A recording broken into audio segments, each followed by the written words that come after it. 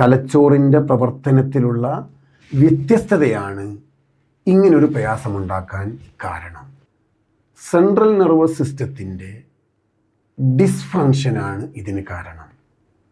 അല്ലെങ്കിൽ തലച്ചോറിൻ്റെ പ്രവർത്തനത്തിലുള്ള വ്യത്യസ്തതയാണ് ഇങ്ങനൊരു പ്രയാസമുണ്ടാക്കാൻ കാരണം. കുട്ടികൾ വായിക്കുന്ന സമയത്ത് പെറ്റ് സ്കാൻ ചെയ്ത് കഴിഞ്ഞാൽ, പോസിട്രോൺ എമിഷൻ പെറ്റ് സ്കാൻ ചെയ്ത് കഴിഞ്ഞാൽ എന്ത് ചെയ്യാൻ പറ്റും? തലച്ചോറിൻ്റെ പ്രവർത്തനത്തിൽ വ്യത്യസ്തത മനസ്സിലാക്കാൻ കഴിയും. അങ്ങനെയുള്ളൊരു പ്രയാസത്തിനാണ് സ്പെസിഫിക് ലേണിംഗ് ഡിസോർഡർ അല്ലെങ്കിൽ ലേണിംഗ് ഡിസബിലിറ്റി എന്ന് പറയുന്നത്. ഞാൻ പറഞ്ഞു 3 ആണ് പ്രത്യേകമായി, 3 മാത്രമല്ല, ഒരുപാട് അതിൻ്റെ വേറെ വരുന്നുണ്ട്. എന്നാൽ പ്രധാനപ്പെട്ട 3 ഏരിയയിലാണ് പ്രയാസം അനുഭവിക്കുന്നത്.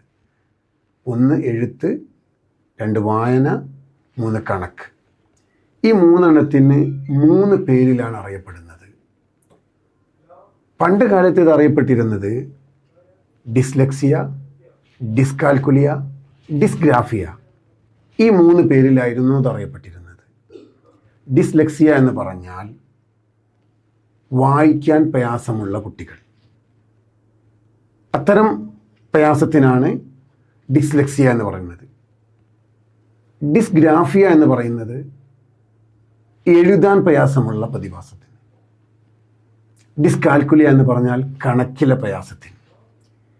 ഇന്നതിന് പറയുന്ന പേര് specific learning disorder with impairment in reading, specific learning disorder with impairment in writing, and specific learning disorder with impairment in mathematical abilities, something like that.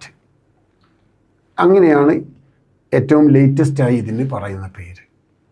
അപ്പം തലച്ചോറിലുള്ള പ്രവർത്തനത്തിൻ്റെ വ്യത്യസ്തത കാരണം ഈ 3 വിഷയത്തിലോ അല്ലെങ്കിൽ ഏതെങ്കിലും ഒന്നിലോ പ്രയാസം അനുഭവിക്കുന്നതിനാണ് ലേണിംഗ് ഡിസബിലിറ്റി എന്ന് പറയുന്നത്.